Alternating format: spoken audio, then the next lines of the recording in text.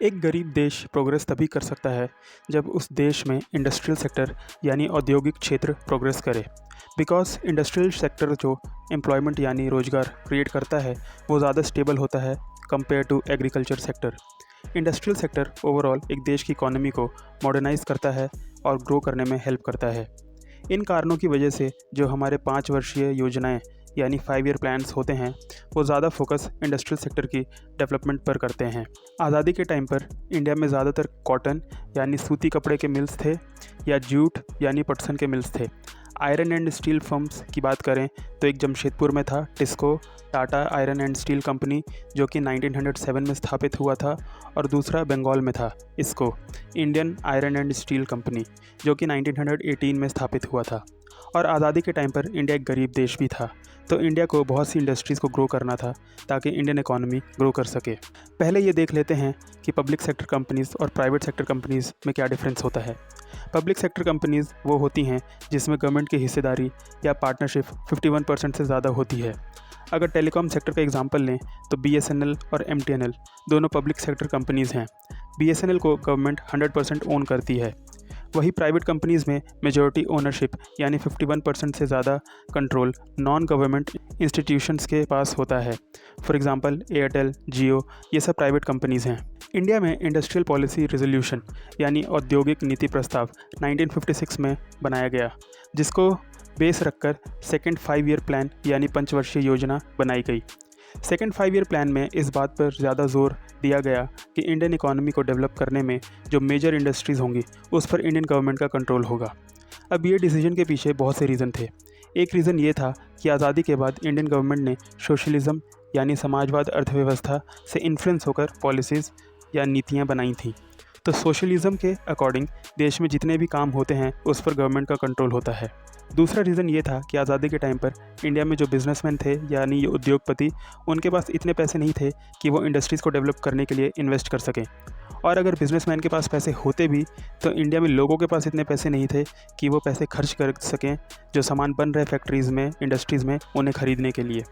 तो Indian government ने decision लिया कि इंडियन इकोनॉमी में इंडस्ट्रियल सेक्टर की डेवलपमेंट की जिम्मेदारी गवर्नमेंट लेगी and private sector companies help करेंगे इंडियन गवर्नमेंट की। इंडस्ट्रियल पॉलिसी रेजोल्यूशन के अकॉर्डिंग इंडस्ट्रीज़ को 3 कैटेगरीज़ में बांटा गया। फर्स्ट कैटेगरी में वो इंडस्ट्रीज़ थीं जिन पर इंडियन गवर्नमेंट का कंट्रोल था। सेकंड कैटेगरी में वो इंडस्ट्रीज़ थीं जिनमें गवर्नमेंट और प्राइवेट सेक्टर दोनों मिलकर काम करती, बट अगर कोई नई फैक्ट्री या नई यूनिट स्टार्ट करनी है तो उसका डिसीजन गवर्नमेंट लेगी। थर्ड कैटेगरी में बाकी जो इंडस्ट्रीज़ बच गई थी वो थी जो कि प्राइवेट सेक्टर डेवलप करती।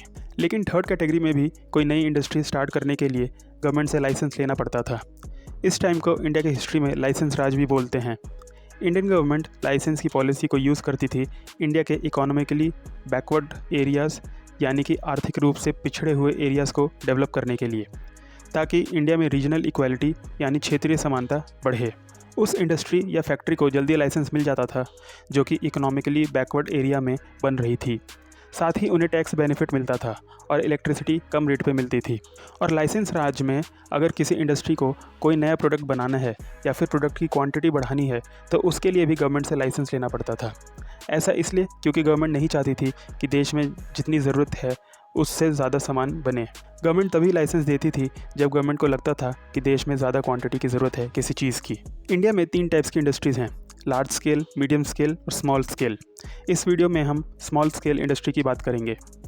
स्मॉल स्केल इंडस्ट्री यानी लघु उद्योग की डेफिनेशन टाइम के साथ चेंज होती रहती है। 1950 में जो उद्योग या इंडस्ट्री 5 लाख इन्वेस्ट कर सकती थी वो स्मॉल स्केल इंडस्ट्री के अंडर आती थी। 1955 में village and small scale industries committee यानी ग्राम तथा लघु उद्योग समिति बनाई गई। इसे कार्वे कमेटी भी बोलते हैं।